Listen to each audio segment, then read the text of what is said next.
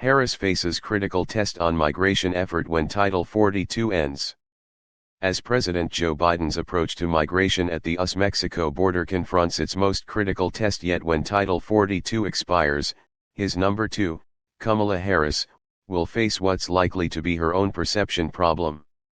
Aides of the vice president know the expiration of the Trump-era border restriction that allowed authorities to quickly expel migrants on public health grounds will bring with it a deluge of attacks against Harris, who leads the administration's effort to address the root cause of migration in Central America.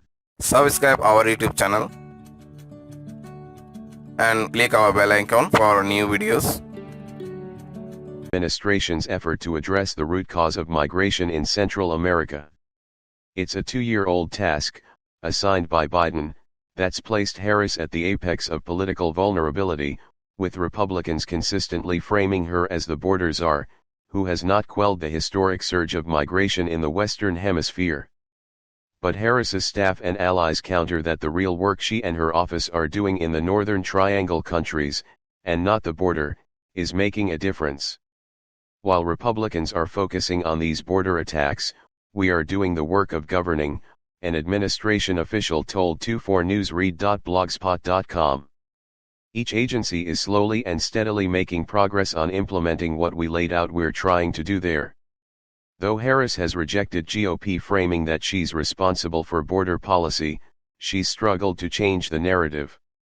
And flare-ups at the border will come almost a month after Biden and Harris launched their 2024 re-election. Subscribe our YouTube channel and click our bell icon for new videos. The narrative. And flare-ups at the border will come almost a month after Biden and Harris launched their 2024 re-election bid, testing voters' opinions on this emotionally charged issue. Perception is a big part of politics, said Andrew Sallee, president of the nonpartisan think tank Migration Policy Institute, who met with the vice president in 2021. It matters for the vice president what happens over the next few weeks and the next few months. Migration from Guatemala, Honduras, and El Salvador to the U.S. has reached notable lows since its height in 2021, while migrants from other countries like Venezuela, Cuba, Haiti, and Nicaragua have increased dramatically. Border arrests are often cited in assessing an administration's handling of the US-Mexico border, even if they are not the most apt metric, experts say. White House officials are keenly aware of that and watching closely to see if the number of migrants from Central America tick back up in the coming days and weeks, the administration official said. Publicly, the vice president's office has called the current downward trend encouraging, and privately, aides cite investments in the region under Harris's guidance as one of many factors for the drop. So far, the vice president has secured more than $4.2 billion in private sector commitments from companies as a fundamental part of her plan to incentivize would-be migrants to stay home.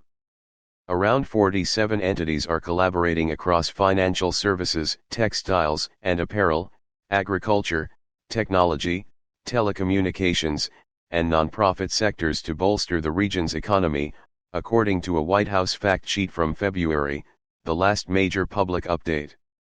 Diplomatically, Harris has visited Guatemala and Honduras.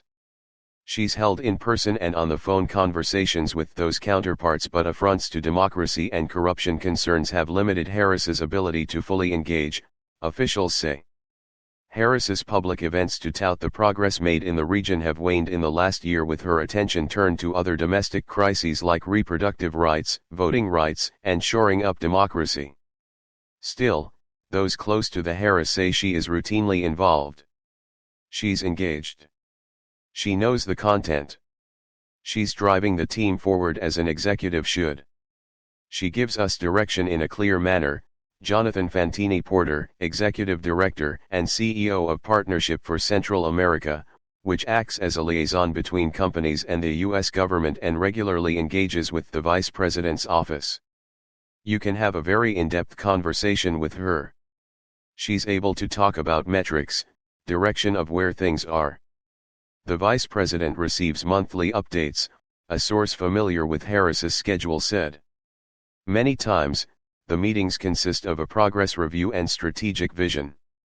But the next 48 hours and likely weeks ahead once Title 42 is lifted will test the credibility and efficacy of the Vice President's mission. The people who will be loudest, they're playing politics, said Dan Restrepo, a senior fellow at the Center for American Progress and former senior Obama advisor who met with the Vice President's office on this issue.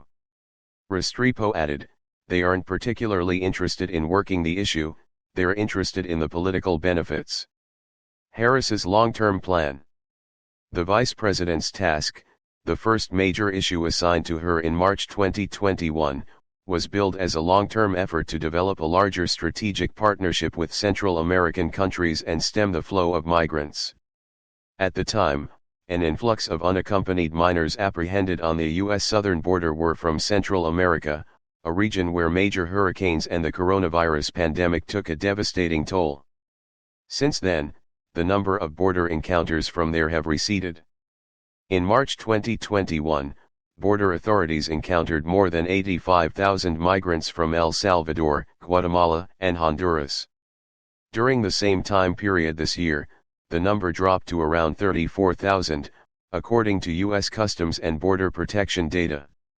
In the last 2 years, the Vice President has launched 2 pillars of her long-term plan, a call to action to court businesses to invest in the region and an initiative dubbed Central America Forward, that focuses on good governance and labor rights.